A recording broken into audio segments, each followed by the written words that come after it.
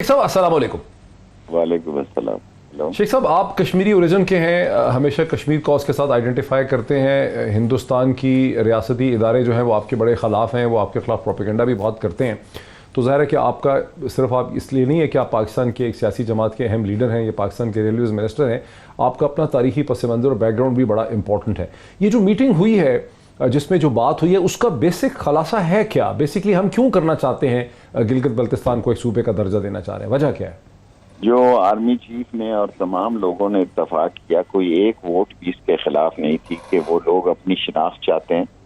वो लोग चाहते हैं कि उनका पता लगे कि वो कहाँ खड़े हैं, और ये इलेक्शन उसी वक्त सही तौर पर वकूफ पजीर हो सकता है, बजाय इसके कि कोई शख्स एक पार्टी इसका फैसला ले या फायदा उठाए। इसको इलेक्शन से पहले ही तय किया जाए। लेकिन वहाँ पीपल्स पार्टी और नून लीग ने ये स्टैंड दिया कि वो इलेक्शन के बाद इसका फैसला करेंगे। लेकिन इस पे सबका इत्तफाक है कि इसको प्रोविजनली प्रोविंस बनाया जाएगा, 5वां सूबा। कोई पार्टी ऐसी नहीं थी जिसने इस पर इख्तलाफ किया हो। सो ऐसे आलम में जो बेसिकली ये मीटिंग तो गिलगित बल्तिस्तान की थी, लेकिन बातों से बातें चलती गई और हर सिलसिले में और हर बात से बात निकलती गई और बातें आगे बढ़ती गई।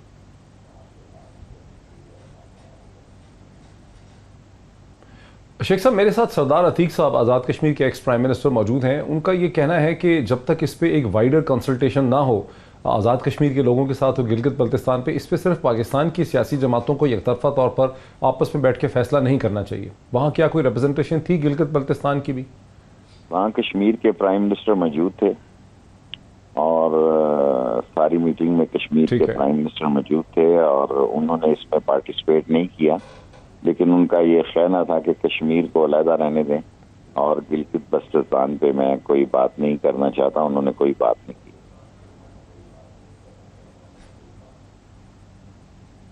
आपका इस पे क्या व्यू है शेख साहब? आप तो खुद कश्मीरी हैं, आपका इस पे क्या व्यू है? क्या ऐसा तो नहीं है कि हम हिंदुस्तान तो तब्दीलियां कर...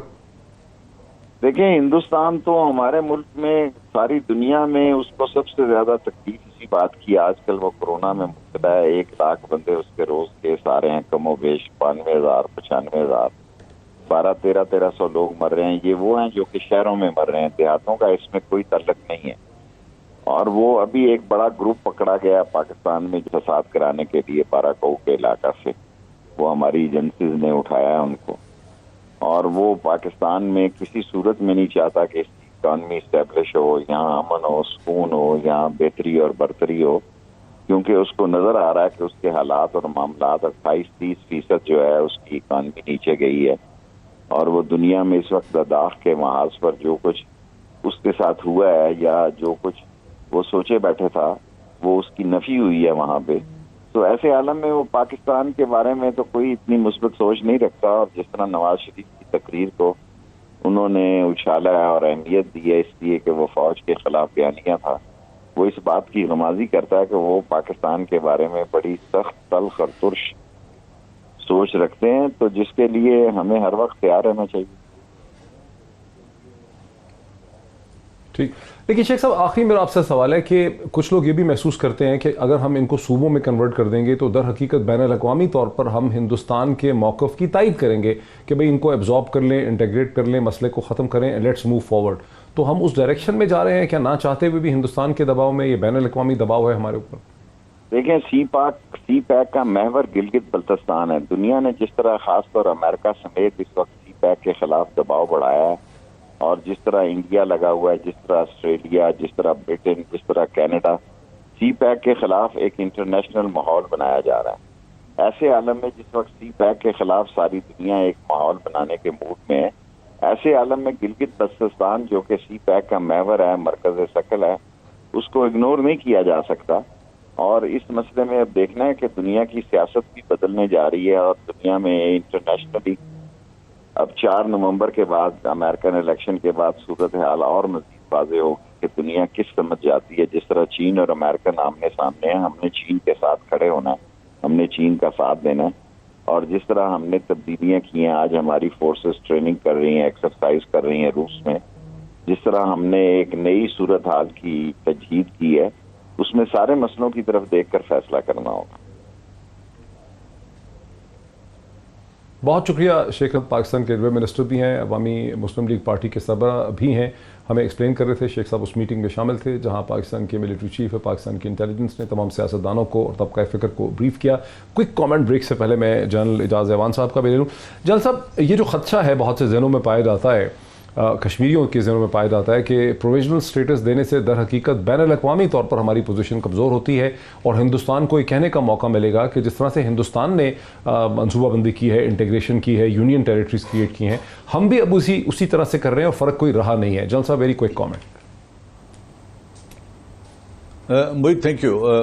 ٹائم آپ کے پاس کم ہے. پہلی بات یہ ہے کہ یو این ریزولوشن سے ماورا کوئی حل اس مسئلے کا ہے نہیں، لیکن اس وقت جو گلگت بلتستان کے لوگوں کی کنڈیشن ہے اس کو دیکھنا اس لیے ضروری ہے کہ نہ وہ آزاد کشمیر پارلیمنٹ کا حصہ ہیں، نہ ان کی حکومت کا حصہ ہیں، نہ ان کا پاکستان پارلیمنٹ میں کوئی ریپرزنٹیشن ہے، نہ سینٹ میں کوئی ریپرزنٹیشن ہے.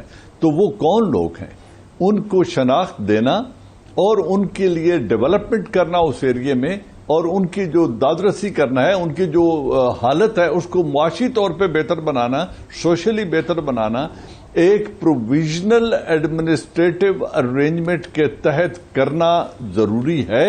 کیا جا سکتا ہے، لیکن اس کا مستقل حل اس وقت ہوگا جب یو این ریزولوشنز کے مطابق پلیبسٹ ہوگا اور دونوں اطراف، جو انڈین ایکیوپائڈ کشمیر ہے، مقبوضہ کشمیر، اور آزاد کشمیر اور گلگت بلتستان کا.